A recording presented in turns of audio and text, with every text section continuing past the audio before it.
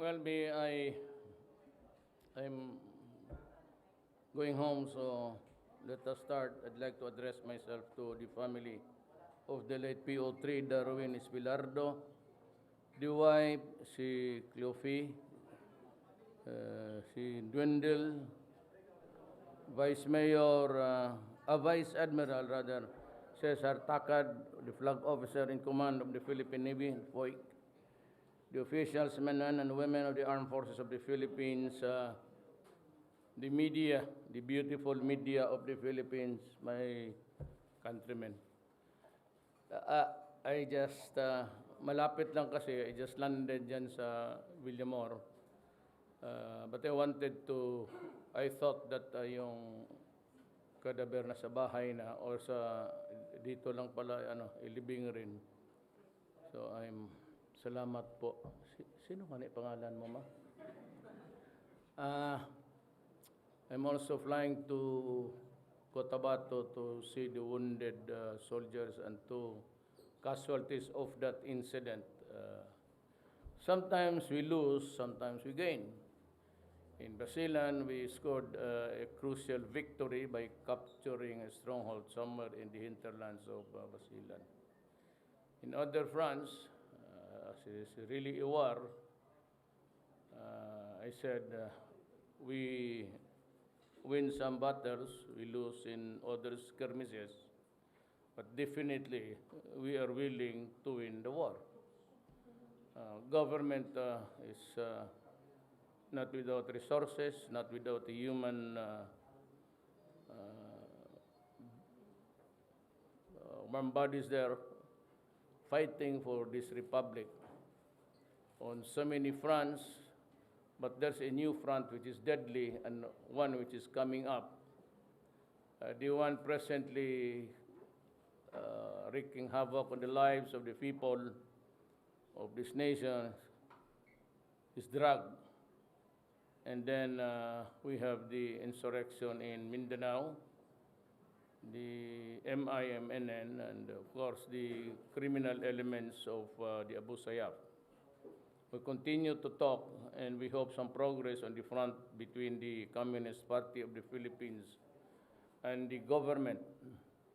And we are about to begin our talks in Mindanao with the MI and MN.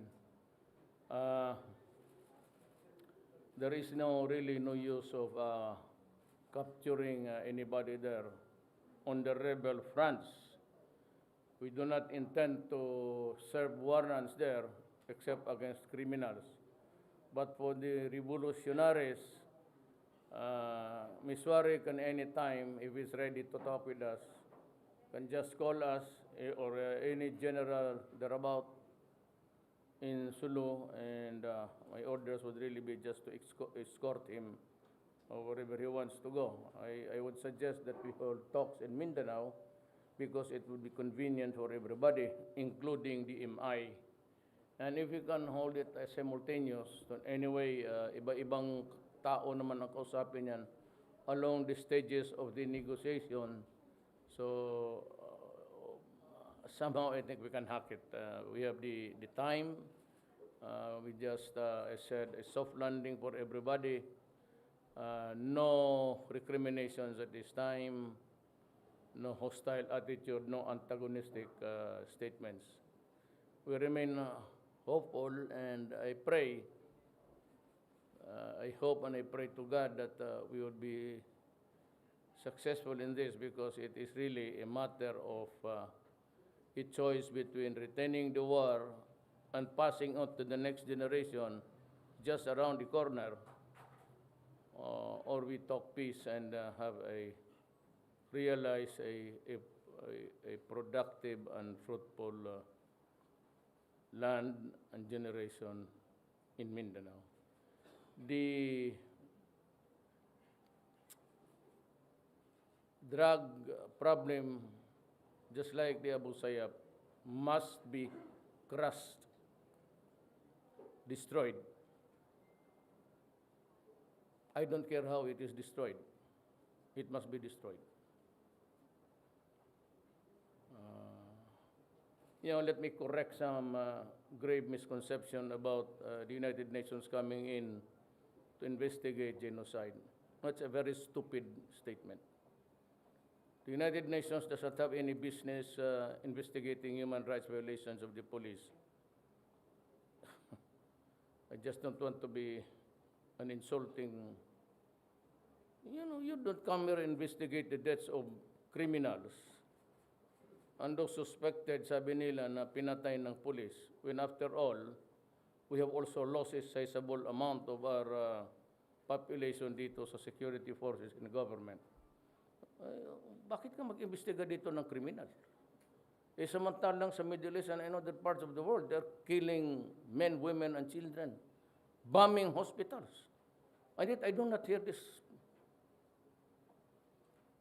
Gainit na ang ulo ko, so may I just drink water to your success.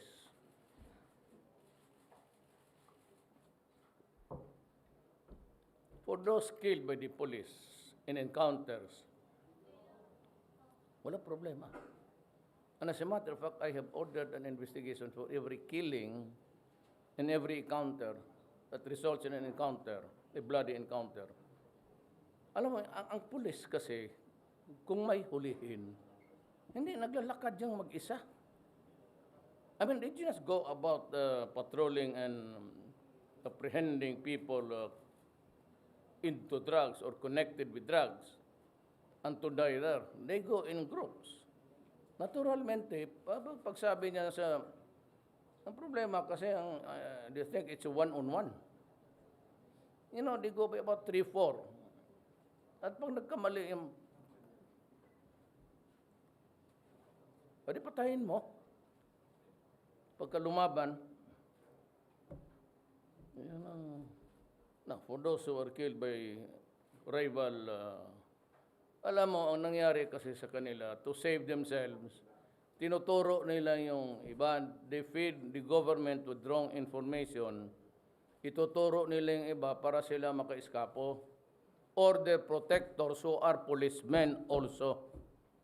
Feeding the information there at gagantihan kasi sabihin na sinong nagpiyak sa kanila, and they go and deadly internecine there. Bakit pa ang police maghabol? If I were to order the police, why would you waste your time? Puta, masipa kita. Bakit balutin mo pa? Tapos, di isang bala na lang. Tapos, iwanan mo. Why do you have to kill him and carry him somewhere else? Unless the killing is not legal. But ang lahat naman ng enkwentro, tinitignan ko, yung enkwentro talaga, for those who are murdered by other people, ang hindi kasi nasilip ng Pilipino, maraming mga may armas sa serbisyo sa ibang lugar, tapos they serve their country, sacrificing their lives. Ang mga anak nila dito na iwan, nalulong sa droga o pinapatay ng mga addict. So that happens. And if I were the father, if I were a citizen of this republic, and my daughter gets raped because of an addict, she's killed, putang ina mo, papatayin talaga kita. Huwag kang umasa ang buhayin kita pagdating ko. I won't take that shit. Ganon. Simple as that. Others are murdered without any rhyme or reason. There has to be a reason to kill a human being. So money, perfidy, yung piyaitan na walang turo dito, turo doon. Siyempre, pag ipinagbili mo itong isa, magagalit talaga isa. Pag naipit itong sabihin mo, sir, huwag mo akong huliin, mas may malaki sa akin. Yan. Hindi lang kami basta papatay na papatay dyan. Bakit ko patayin sa Cavite tapos itapon ko sa Bulacan? What would it? You must be stupid. Pag adik yan, enkwentruhin mo, patayin mo. And I'd rather to see a dead I do not want to see government, kaya dito, nag-raid sila, warrant. O see? How many died? 3. Yan pa ba, baka gusto nilang i-complain yan sa, kami mag-complain yan sa human rights. They got about 8 who died, so I have about 6, 7, I don't know if it's 3 or 4.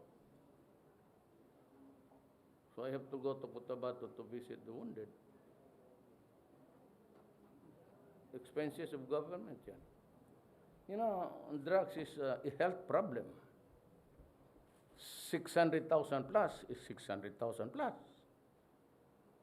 Half of them, or almost a third of them, are already beyond rehabilitation because by the constant use of shabu, your brain will shrink and it cannot be floated back to its original size because it is destroyed by a deadly mix of chemicals.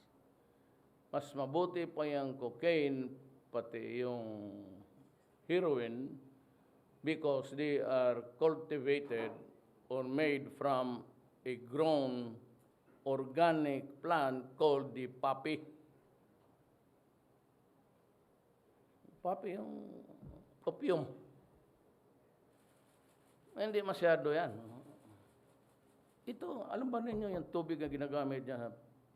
Putang inang sabon na yan, tubig ng baterya. It's acid. Kapag tinamaan ang utak mo, it destroys a lot of molecules there. And when it is shrunk, it stays shrunk. Hindi mo pwedeng dalhin yan doon sa vulcanizing plant. Lagay mo yung tainga na para lumaki uli. I am fighting not an epidemic, it's a pandemic. When you reach something like 600,000, hundreds of thousands of Filipinos, these guys must be crazy. Here's one crusading lady who's even herself led a very immoral life, taking his driver as her lover. And, you know, I'm not sure now. I have to, yung lahat ng ATM ng intercept, punta sa driver niya. Paramaur niya ang driver niya. Ginawaan niya ng bahay. At ngayon yung driver niya naging hook rin sa drugs because of the close association. But we are sure that he received a huge amount of money. I am not sure kung yun ang ginastos nitong gagang ito sa eleksyon. Sino pa bang iba?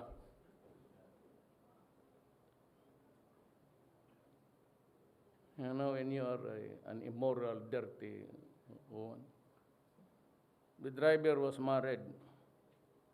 So if you live with the driver, it's concubinage. In the olden times, there is no distinction between man and a woman. It's all together, just plain adultery.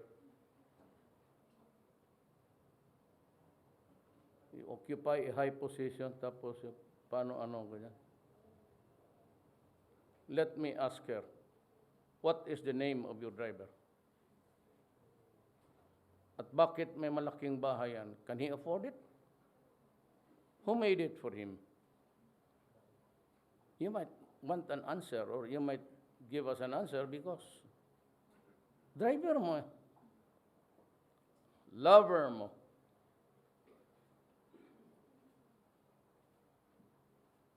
Tapos you have the goal asking people about bullshit ng behana. Kasi nakaposture yung, what do you mention? Anong pagtingin mo sa amin? Bobo? Human rights, genocide. Ang genocide pareho man tayong abogado kung hindi ka gaga. You're just taking into the rank, papahiro ko dyan sa mga NGOs, pati yung human rights. Pakialam ng human rights. 1,000 namatay, puro kriminal. Either by the police or killed by the internists in between and by themselves. At yung iba, pinatayon. Kagaya ko. Kung namatayan ako ng anak, nasaksak, o na-rape ang anak ko, o nalunglong sa droga ang anak ko, at bikaka na lang dyan, mabuntis, araw-araw, anak na. I cannot accept that. And as president, I would never accept that. Human rights, pakialaman ninyo, mga human rights. In the Middle East, it's bombing every day. It's killing thousands of people. They're even bombing hospitals. I have not heard the president of the UN or anybody in that shit thing na nagreklamo. Ang Thaksin, when he was premier of Thailand, he killed 3,000 people in one day. All drugs. Wala akong narinig nitong, huwag kayo do not, you know, guys in the UN, do not. If you want to investigate, go ahead. Punta kayo dito, turuan ko kayo. I'll give you the finer points of law. How could you? Genocide. Genocide is you kill indiscriminately. Because of a race, by reason of race or creed, religion. We are fighting criminals here, destroying the lives of people, destroying my country. When my country is at stake, do not fuck with me. That's what I'm telling them.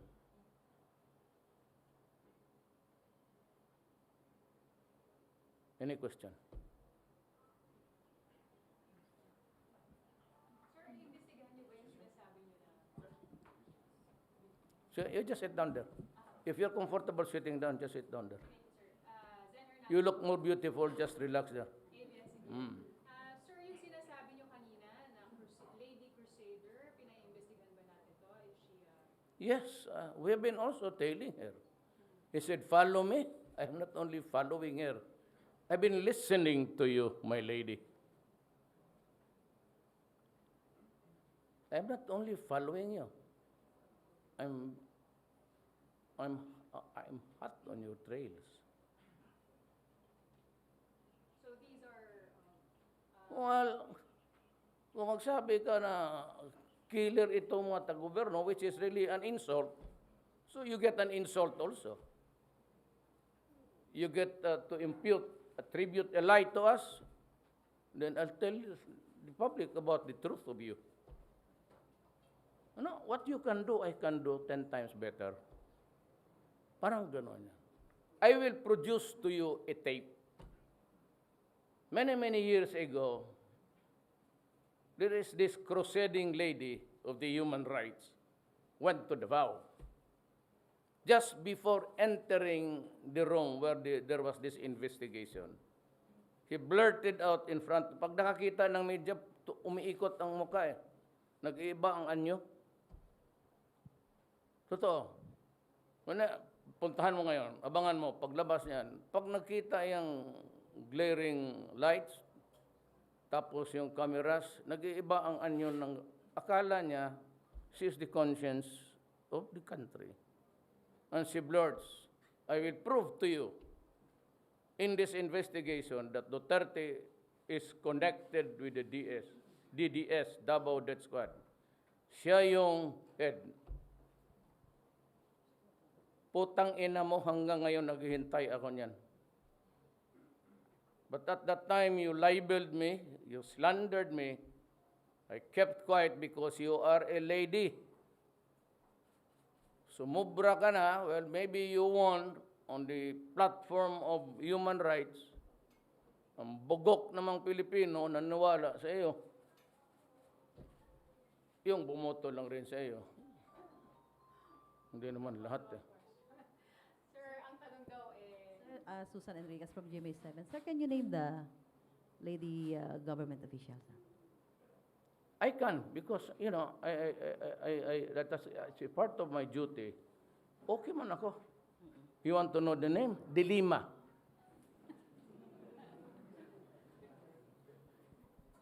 Mr. President, pwede pong follow up? Meron kanina sa isang newspaper na sinasabi na meron pa kayong mga susunod na listahan Yes. ng mga Yes. narco-politics. Many of them still policemen and judges.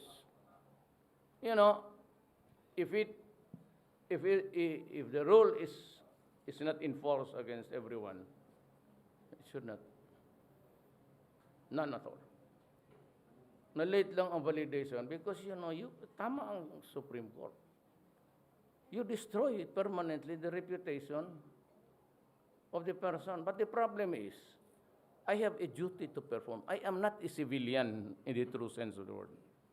I am a president whose sworn duty is to protect the people of the Philippines. The higher interest of public service. Kuha ninyo yan? Okay. Pag nakuha ninyo yan, alam na ninyo. Because kayo mismo, tinatanong mo na ngayon. So, what does that question mean? You are saying that since I signed the Freedom of Information, I am now duty-bound to answer your question. If there are some or still many, I have to tell you the truth. I cannot lie because it is not the business of a president to lie to the public. Mr. President, pwede nyo na pong pangalanan yung iba pa. Hindi ko memorize. Ang nandito Yung ilan po lang, sir. Yung iba lang, yung nasa lista, yung nasa immediate radar nyo lang na. Wala ako dito. Baka dito pero hindi man ito si Vice Admiral Cesar Takad. The officers and men of the armed forces, they cannot be wala akong listahan, ma'am. But maybe in the fullness of God's time, I will be able to furnish the Republic of the Philippines. At least the people, the names of the people who are doing a great disservice. Kumbaga, ika nga sa Middle Ages yun, that is treason. Tinalikuran mo yung bayan mo.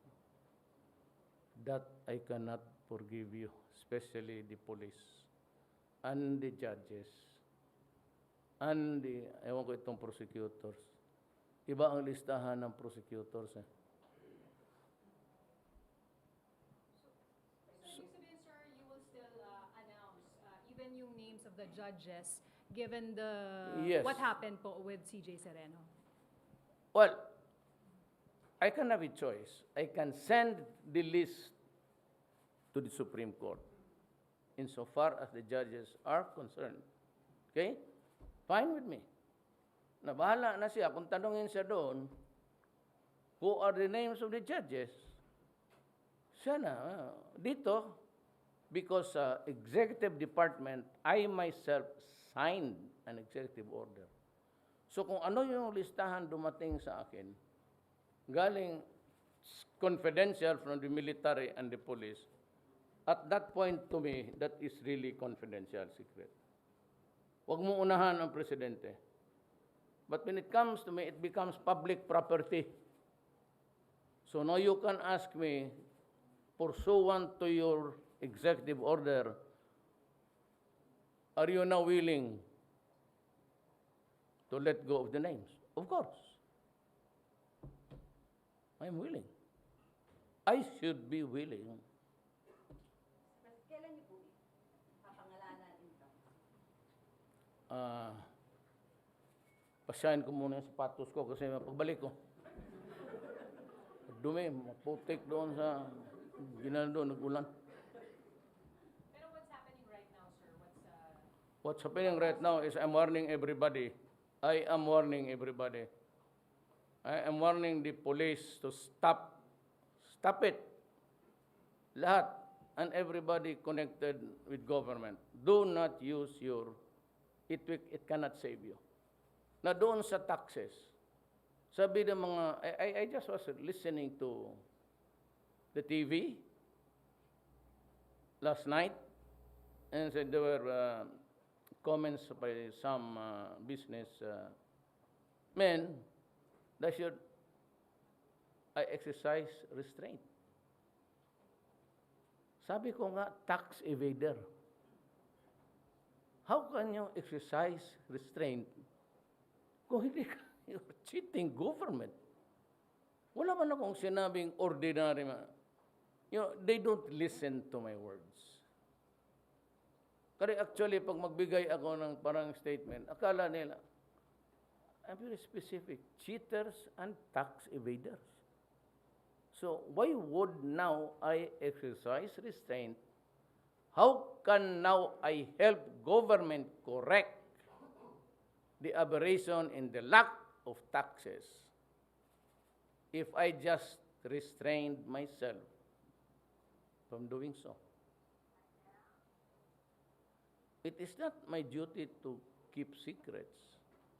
So the best way now for the businessman, kung may atraso ka, bayaran mo.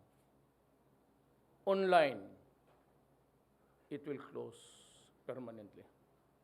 Itong online, sinabi ko kay Ongpin and the rest of the guys there, you are not paying taxes there. At saka, ang bingo, which used to be found in the malls only, at yung recreation centers ng mga retirees, ng mga matatanda na, parlor games. Ang bingo is purely parlor games. Na kung ang PAGCOR allowed it now as a legit gambling, for as long as taxes are paid, okay lang ako. But in every barangay now dito sa Dewi Boulevard and everywhere else, nandyan yung online. Hindi ko malaman kung sino nag-online dito sa Pilipinas ngayon. And hindi ko alam kung magkano ang taxes na pupunta sa gobyerno. So you must be taking me for an idiot. You have been using this kind of scheme, labas na sa casino, puro online na sa Dewey Boulevard, every building there, including sa likod. Yung sari-sari store may online. And so there is a proliferation of gambling everywhere. Tapos only to benefit a few. Itong pang mga businessmen siya. Duterte should make clear who are the oligarchs. Anak ng puta. Kung hindi ka ba talaga bingi pati buta, bulag. Kaya sa mga harap mo, every meeting nyo dyan, sigarilyo lang kayo pa, inom-inom. You're playing with online and every gambling in this country, and it's only good for the rich. Kapital nila laway lang. Ano kapital nila? It's because they know the powerful. They know that in the higher echelons of government. Pare, ito maganda ito. Meron ka dito sa akin. Ito, ayaw ko lang magsabi ayaw ko magpahiro. Pero kung ganyan lang naman ibigay mo sa akin,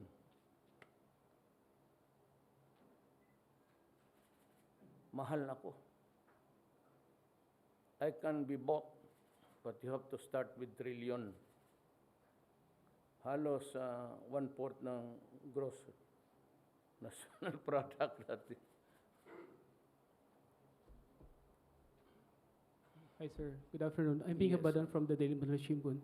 Sir, ikailan po ninyo plano ilabas yung mga listahan ng mga metro mayors na involved sa drugs? At sinasabi nila, sir, na bakit po nakabalik pa si Mayor Espinosa sa pagka-mayor despite na malaking droga? Hindi ka tayo nakakaintindihan yan eh. Every time there's a group of media, I try to explain everywhere. This is drugs, okay? Ito droga to. Bitawan ko yan, dito ako mag-read ka.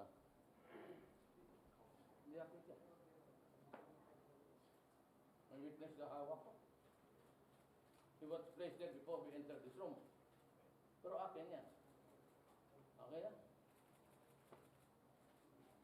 Yung baril mo, police. Kunin ko. Sabihin ko, hinawakan ko yan ng 5 araw. That's illegal possession of firearm. Sinauli ko. So yun sa police, kanya man yan. Hinaram ko nga, pero sinauli ko naman sa kanya. Instant crime ang tawag niyan. Thank you, sir. It must be in a possession. Shabu Factory, Nandyan ako sa labas. Hindi mo ako nakita nagluluto. I was inside the sealed warehouse. Wala, nag-standby lang ako dito. Bakit? Ano bang pakialam ko dyan? So, yung akin, hindi ko sabihin na huli ko yan. Yung si Espinosa sa bahay. Sabihin niya, because it is his house, then by in all probability, you must be the owner of the thing inside your house. But still, you have to prove it.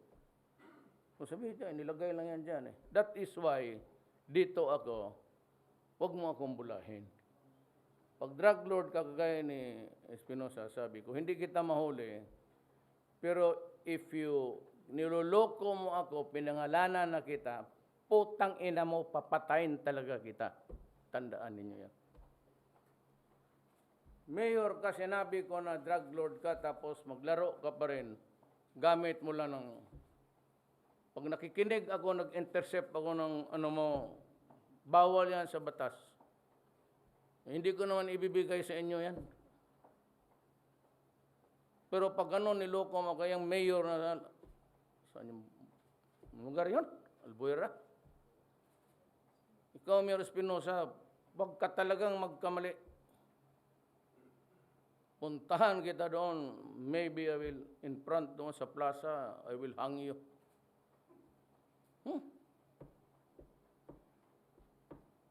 Hulihin ninyo ako? O wag ngayon. Hindi mo man ako mahuli ngayon. Ipabugbog kita dyan sa, yan o. Tigas yan. Si Sofia. Hulihin mo ako pagkatapos pagka-mayor ko.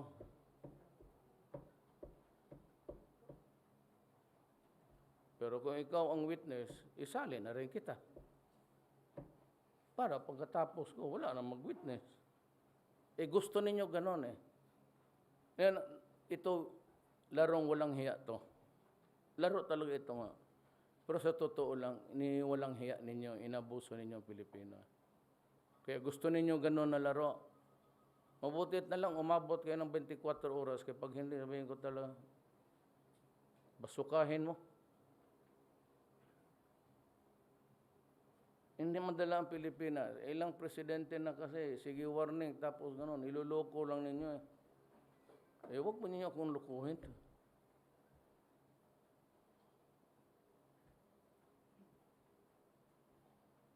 Sir? Kasi ako, tapat naman ako nung sinabi ko na iboto ninyo ako kasi mabait ako.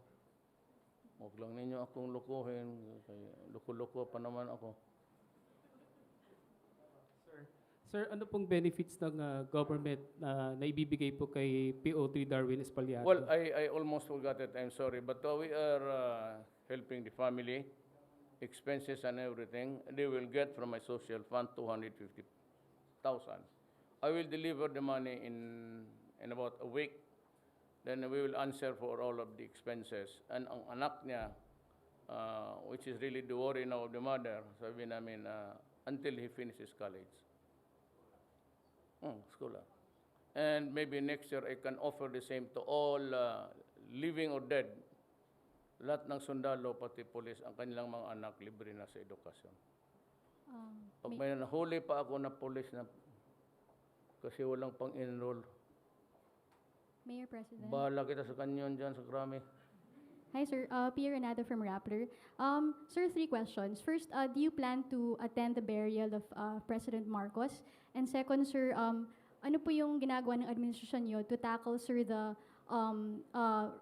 mysterious summary killings of possibly innocent individuals? Like, sir, for example, may scholar po na namatay kasi binaril po siya ng hitman and wala naman siyang record of drug involvement. How Who? about, sir, these innocent who were killed by hitmen, and have there been any investigations? Who is Because this that guy? also is a crime. Sir, a scholar po from, I think, Leyte. Sir, marami po like a girl in a jeep who was killed. Maniwala ka pala. Sir, meron po talaga. It's recorded. It's in the news. Unless he is your husband or your samang sabay na maniwala sa iyo. You know that, do not take it. Siyempre, lahat na matay, wala yan. Baski ako sa nanay ko noon. Ninakaw ko yung lahat ng pera niya. Yes, sir, Hanggang ngayon, pinatay- namatay na lang nanay ko. Hindi talaga ako nag-admitar. Sir, So, pinatay po sila ng mga hitmen wala naman po silang ginawang... Well, I said it's not. It does not mean that he was not a drug. Look, if a guy dies, it does not follow that he was killed by the police. What would be the stupid police be killing an innocent man? Unless you want trouble for yourself. Sir, is your administration taking seriously the fact that these crimes are also happening aside from drugs? Well, I said you cannot cannot compare one killing to the other. There's always been, as a matter of fact, mas marami ang patay kay Aquino noon kaysa akin to date. Sa aming first, look at the statistics, and I can bet you. Hindi basta patay na lang na yun. Patay-patay namatay dyan ng advanced almoranas. Kami pa ang may kasalanan. Cancer na yan, pagka-advance. Pero sir, hindi niyo po investigate kahit We will investigate. That is the job of the police. As a matter of fact, even during the encounter someone dies, I have told the police that let it be investigated by IAS or the CIDG, not from the investigators of the precinct where you are assigned. That would not be fair. Then there's bound to be a collusion somewhere there. Sir, how about yung first question, sir, yung will you attend Marcos burial? Wala pang date eh. Pero sir, do you plan to if there's a date? Once the date is finalized? Lumapit ka nga dito. Hindi kita naririnig eh. Sir, may mic na nga ako. If I'm in good health and I am there's no pressing water to attend to, I might. But I would just like to emphasize to everybody. I allowed the burial of Marcos because it is the law. He was a soldier. He said that he was not a hero. Fine. I admit it. At this time, I'm not privy to any of the medals there, or I have not seen it. But he was a hero. And even if he just fired one shot against the Japanese, as a soldier, he is qualified. He is not a hero, fine. But he was a president, and nobody can deny that. It does not mean the following are eligible to be buried there. Presidents, except those who are accused of being a despot somewhere in their... Wala, president. Kaya ako, mamatay bukas. Baski ayaw ninyo lahat dito, but ako. 24 hours, burn me. Crematory. Sir, third question, last na for me. Sir, you will be visiting the Laos for the ASEAN Summit. You will accept the hosting responsibilities in September. Do you also plan to bring up the South China Sea, West Philippine Sea issue in ASEAN? And do you plan to ask for their help? No, I will only bring the issue when we are together face to face. With China, sir? Yes, because if you quarrel with them now and you claim sovereignty, make noise here and there, they might not just even want to talk.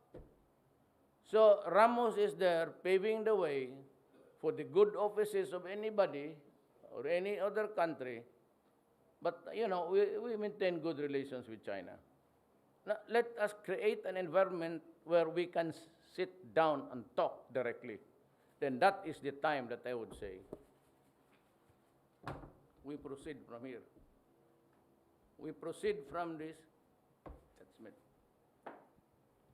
Eh kung awayin mo nga, sabi niya, ayaw ko makipag-away, ayaw ko makipagsalita sa inyo. Bahala kayo sa buhay ninyo. Can we do anything? Wala man tayong magawa. Can we declare war? It is not an option. And I would not be stupid to do that. It could only be a massacre for all. Maybe many for us, some of them, but still war is not an option nowadays.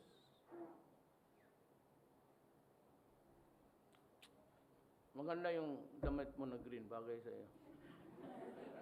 Kaibigan mong kami nito ni Pia. Ako nga tiga-libre sa kanya kung matumba na yan. One time, she was really down on the road. I had to push everybody to get her. Liar ka man.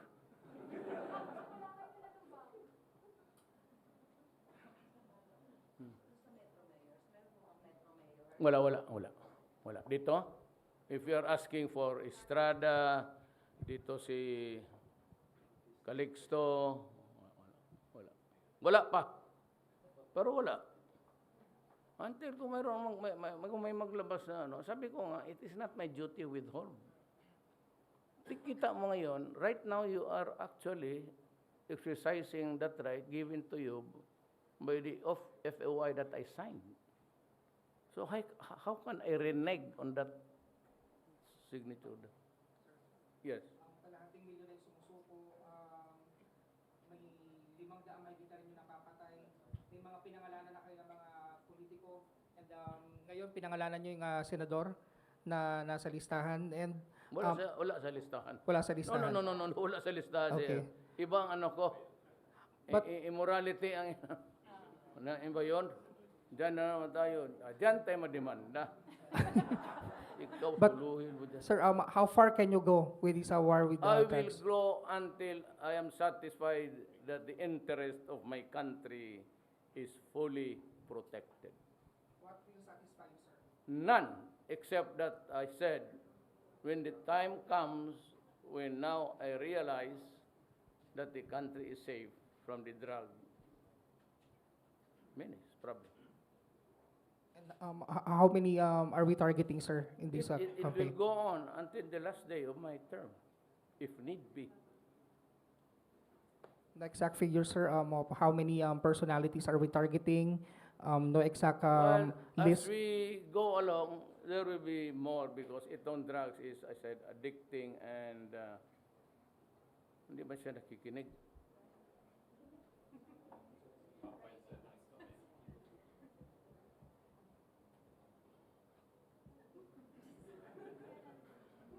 Iba siya. Iba siya sa lahat. Mga congressman or Wala, isa lang lawmakers, yung wala? Wala masyado. Wala. Alam mo mga bright, hindi naman papasok kasi ng, I mean, if you're a politician and you protect, you must be crazy. You make money out of, said, of the bones of your countrymen. Bakit mo gawin yan? Karaming negosyo. Ayun ko, kaya nga sa mga magkasala na kayo ng magkasala.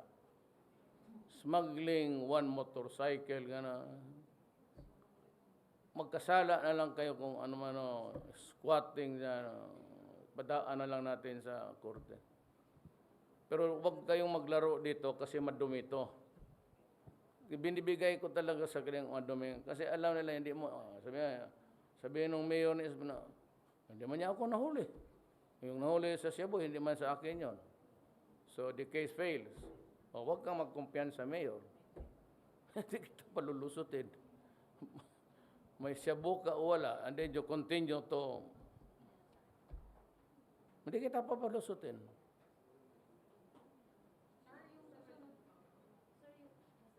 Tahang kita yan, bayan mo, sipain kita sa publiko. Sa judges po, meron pong Metro Manila judges?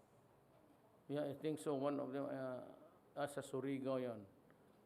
I really would not want to speculate kasi yan ang video bawal. Kasi you put everybody under the shadow of suspicion. Yan ang medyo hindi maganda. But naming them publicly is good. But when you try to spawn you cast a doubt sa mukhang hindi maganda. Tayo na lang natin, ha? So, kunting tiis na lang, ma'am. Kasi ikaw,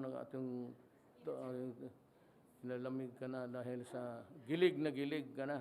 Hindi, sir. Yung second list, can we assure na this one will be, quote-unquote, cleaner than the first one? Wala na yung mga patay, wala No. That is, kaya kayo nagkamali dyan eh. Pinasok ng national computer yan. Okay, sa anti-drug. Lahat na patay o buhay, sinali ko para malaman ng tao na yung pinagsuspitsahan nila noon, tama, they were right all along. Sabi ko nga sa kanila, sir, i-resign namin itong patay. No. Do not do that. Make a complete list sa disclosure natin. Para kagaya ng ibang judge, napaalis na, nag-retire na, malaman natin na all along pala, itong gagong tong huwis na ito, konektado sa laro ng droga. Doon sabi na, how? Madali yan. Ikaw judge, ako may kaibigan. Ikaw ang nag-handle ng pasok yung kaibigan. Judge, pwede ba? Hindi ba konti mo lang kaya yan? 3 sachet lang. Padre, 3 sachet lang, palusutin mo. Bigayan yan. Same manner kung ikaw meron dyan, tawagan mo. Ganon ang human being. The human frailty.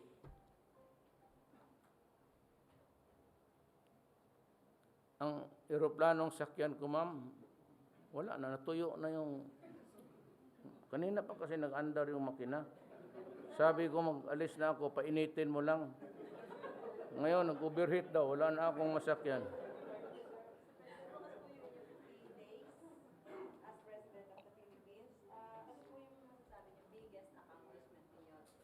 Ako? I would just say, I'm trying my very best, period. I do not claim any great success, maybe failures here and there, but I would make the assessment na ginagawa ko lahat ko sa trabaho ko. Because I'm paid for it.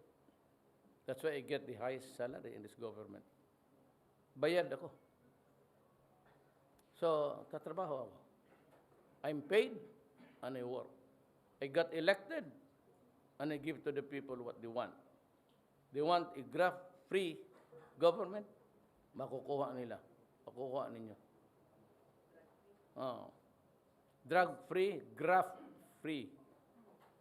So we're still on track, sir, doon sa target na natin around 6 months. Well, I would say nandito ako because if not, I would not be standing here before you. Okay, last question. Sige, sir. Sir, good afternoon. Mr. President, Yes. Vice President Lenny Robredo, in a report said that she plans to talk to you regarding your opposition in the burial of former President Marcos. Look. Any comment on this, sir? My oath of office says to enforce the laws of the land. Here is a family whose father or husband was a former soldier. Maybe not true that he was a hero. I will grant you that. But he was a president. And he wants to be buried. And the law says they should be, they should be buried there. And that is my oath of office. Whether it is really to the liking of the majority of the Filipinos, or whether they find me obnoxious for allowing it, that is the law. And I'm sorry to say that we have to enforce the law. Now, there are planned demonstrations and protests. Well, this is what I would say to them. Just coordinate with the traffic people so that your right, your constitutional right to protest is equally shared by the constitutional right of others to use their streets. So we can plan something like occupying, give us notice in advance so we can reconfigure the traffic for the day, and you'll have the unbridled, unhampered, undisturbed protest that you like. There will be no policemen, there will be no soldiers. You have the streets. If you want to protest 1 day, fine. 2 days, fine. 3 days, fine. 1 month, fine. And I will declare a holiday throughout the country. Follow up, Mr. President. Recently also, a group filed a petition that the Supreme Court, in the event of a decision or TRO issued by Supreme Court, would that change your decision, sir?